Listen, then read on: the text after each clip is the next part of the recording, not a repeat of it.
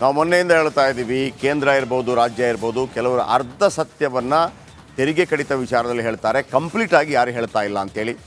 ಈ ನಡುವೆ ಮುಖ್ಯಮಂತ್ರಿ ಸಿದ್ದರಾಮಯ್ಯನವರು ದೆಹಲಿಗೆ ಹೋಗಿ ಅಲ್ಲಿ ಪ್ರೊಟೆಸ್ಟ್ ಮಾಡಿ ತಮ್ಮ ಅಹವಾಲನ್ನೇನು ದೆಹಲಿ ನಾಯಕರಿಗೆ, ಕೇಂದ್ರ ನಾಯಕರಿಗೆ ತಿಳಿಸುವಂಥ ಪ್ರಯತ್ನವನ್ನು ಮಾಡಿದರು. ಅಲ್ಲಿಂದ ಪ್ರಧಾನಿ ನರೇಂದ್ರ ಮೋದಿ ಇರ್ಬೋದು, ವಿತ್ತ ಸಚಿವೆ ನಿರ್ಮಲಾ ಸೀತಾರಾಮನ್ ಇರ್ಬೋದು, ಸುಳ್ಳು ಹೇಳ್ತಾ ಇದ್ದಾರೆ ಅನ್ನುವಂಥ ಮಾತನ್ನು ಹೇಳ್ತಾ ಇದ್ರು. ಇದೀಗ ಹರಿಹರದಲ್ಲಿ ಸಿದ್ದರಾಮಯ್ಯ ಸವಾಲು ಹಾಕಿದ್ದಾರೆ. ಏನ್ರಿ ಸುಳ್ಳು?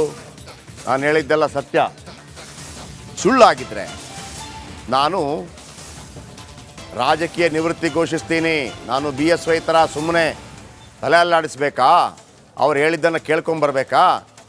ನಮ್ಮಲ್ಲಿ 25 MP ನಾನು ಹೇಳಿದ್ದು ಸುಳ್ಳಾದರೆ ರಾಜಕೀಯ ಬಿಟ್ಟು ಬಿಡ್ತೀನಿ. ಇದು ಭಾಳ ದೊಡ್ಡ ಹೇಳಿಕೆ ಸಿದ್ದರಾಮಯ್ಯನವರಿಂದ.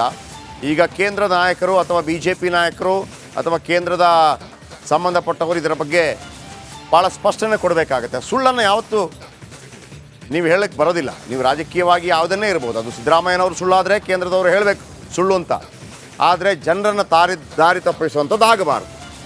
ಇದು ಭಾಳ ಸ್ಪಷ್ಟವಾಗಿರುವಂಥದ್ದು. ಏನು ಮಾತನಾಡಿದ್ದಾರೆ ಸಿದ್ದರಾಮಯ್ಯ, ಬನ್ನಿ ಕೇಳಿಸ್ಕೊಳ್ಳಿ.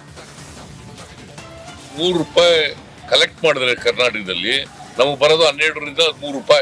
ಇದಕ್ಕೆ ಒಪ್ಪಿಗೆನ ನಿಮಗೆ? ನೀವೆಲ್ಲ ಕನ್ನಡಿಗರು. Are you agree with this? You protest. ನಾನು ಸುಳ್ಳು ಹೇಳ್ತೀನಿ ಅಂತ ಆದ್ರೆ ರಾಜಕೀಯ ಬಿಟ್ಬಿಡ್ತೀನಿ. 4,30,000 ಕೋಟಿ ಈ ವರ್ಷ ಕಲೆಕ್ಟ್ ಆಗ್ತಾ ಇದೆ ಕರ್ನಾಟಕದಿಂದ.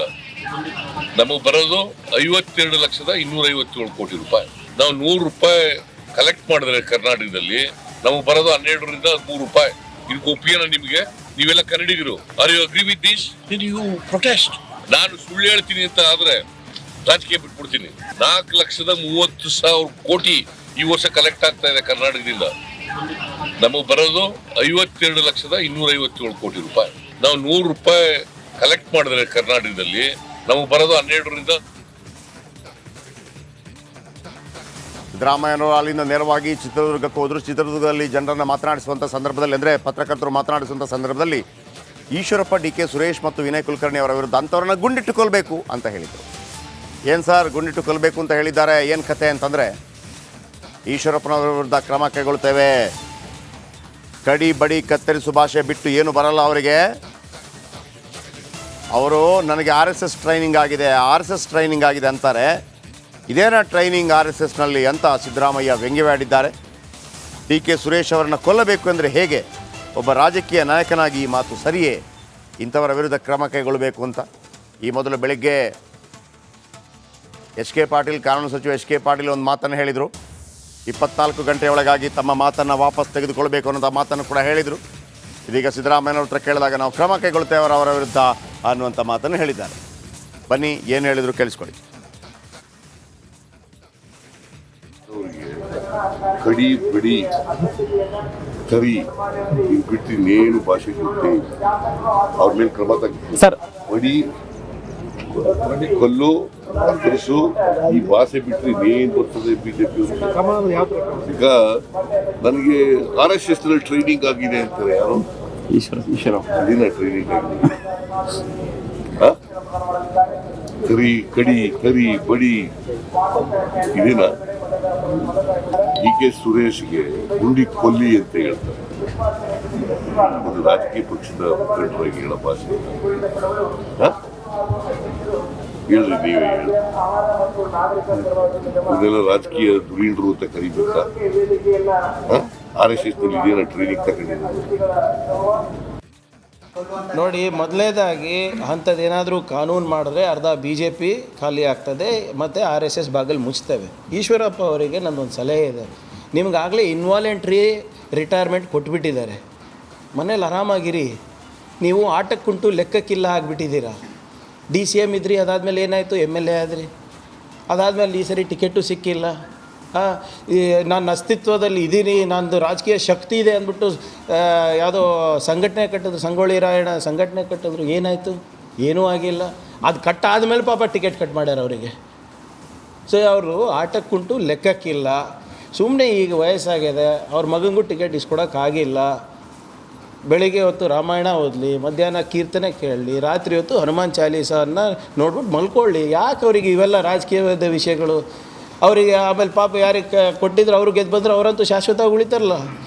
ಸೊ ಅವರು ಪೊಲಿಟಿಕಲಿ ಅಲೈವ್ ಇರಬೇಕಲ್ಲ, ಅವರ ರಾಜಕೀಯ ಅಸ್ತಿತ್ವವನ್ನು ಉಳಿಸ್ಕೊಳ್ಳಿಕ್ಕೆ ಈಶ್ವರಪ್ಪ ಅವರು ಇಂಥ ಹೇಳಿಕೆ ಕೊಡ್ತಾ ಇರ್ತಾರೆ. ನೀವು ಮೈಕ್ ತೆಗೆದುಬಿಡ್ರಿ, ಒಂದು 3 ತಿಂಗಳು ಅವ್ರ ಹತ್ರ ಹೋಗ್ಬಿಡ್ರಿ ಯಾರು ಮೀಡಿಯಾದವರು, ನೋಡಿರಿ ಏನಾಗ್ತದೆ. ಕೇಂದ್ರದಲ್ಲಿ ಪ್ರಧಾನಮಂತ್ರಿಗಳಿಗೆ ಹೇಳಿ ತರಿಸ್ಲಿ, ಗೃಹ ಮಂತ್ರಿಗಳಿಗೆ ಕೇಂದ್ರದಲ್ಲಿ ತರಿಸಿದರೆ ಇಡೀ ದೇಶಕ್ಕಾಗುತ್ತೆ, ಬರೀ ನಮ್ಮ ರಾಜ್ಯಕ್ಕೆ ಯಾಕೆ ಆಗಬೇಕು? ಡಿ.ಕೆ. ಸುರೇಶ್ ಮತ್ತು ಅವ್ರನ್ನ ತರಿಸ್ಲಿ, ಅವ್ರು ತರಿಸ್ಲಿ.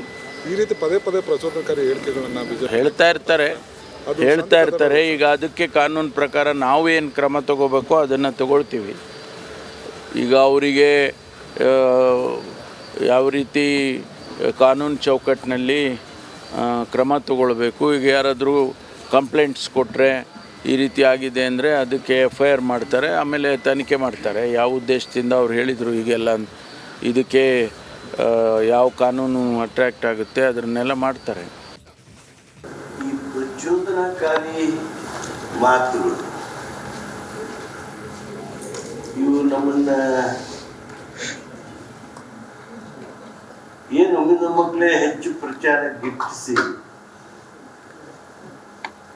ಹೀರೋ ಆಗ್ಬಿಡ್ತೀವಿ ಅನ್ನುವ ಆ ಕಲ್ಪನಾ ಲೋಕದಲ್ಲಿ ಏನಿರ್ತಾರೆ ಅವರು ಬಹಳ ಪ್ರಮಾದಗಳನ್ನ ಮಾಡ್ತಾ ಇದ್ದಾರೆ. ರಾಜಕಾರಣದಲ್ಲಿ 40-50 ವರ್ಷ ಇರುವಂತವರು ಈ ರೀತಿಯ ಮಾತುಗಳು ಬಹಳ ದುಷ್ಪರಿಣಾಮವನ್ನ ಬೀರ್ತಾವು. ನಾನು ಇಷ್ಟೇ ಅಪೇಕ್ಷೆ ಮಾಡ್ತೇನೆ, ಯಾವ ಆವೇಗದಲ್ಲಿ ಅಂದ್ರೆ ಗೊತ್ತಿಲ್ಲ, 24 ತಾಸದಲ್ಲಿ ಅವರು. ಈ ನಡುವೆ ಮೆಟ್ರೋ ಸವಾರರಿಗೆ ಒಂದು ಸುದ್ದಿ ಇದೆ. ನಾಡಿದ್ದು ಭಾನುವಾರ ಬೆಳಗ್ಗೆ 7 ಗಂಟೆಯಿಂದ 9 ಗಂಟೆ ತನಕ 2 ಗಂಟೆ ಮೆಟ್ರೋ ಸಂಚಾರ ಇರೋದಿಲ್ಲ.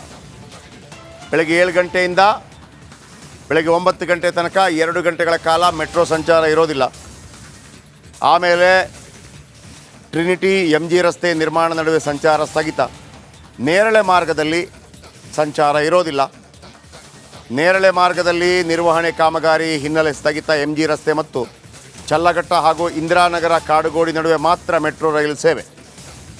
ನೇರಳೆಯಲ್ಲಿ ಇರುತ್ತೆ, ಆದರೆ ಎಲ್ಲಿರುತ್ತೆ ಅಂತಂದರೆ ನಿಮಗೆ ಟ್ರಿನಿಟಿ MG ರಸ್ತೆ ನಿಲ್ದಾಣ ನಡುವೆ ಸಂಚಾರ ಸ್ಥಗಿತ. ಟ್ರಿನಿಟಿ ಮತ್ತು MG ರಸ್ತೆ ಒಂದು ಸಣ್ಣ ದೊಡ್ಡ ಮಟ್ಟದಲ್ಲಿ ಏನಿಲ್ಲ, ಟ್ರಿನಿಟಿ ಮತ್ತು MG ರಸ್ತೆ ಅಲ್ಲಿ ಮಾತ್ರ, ಬೇರೆ ಎಲ್ಲೂ ಇಲ್ಲ. MG ರಸ್ತೆ ಮತ್ತು ಚಲ್ಲಘಟ್ಟ ಹಾಗೂ ಇಂದಿರಾನಗರ ಕಾಡುಗೋಡಿ ನಡುವೆ ರೈಲು ಸೇವೆ ಇರುತ್ತೆ. ನಾಡಿದ್ದು ಭಾನುವಾರ 2 ಗಂಟೆಗಳ ಕಾಲ ಮೆಟ್ರೋ ಟ್ರೈನ್ ಇರಲ್ಲ.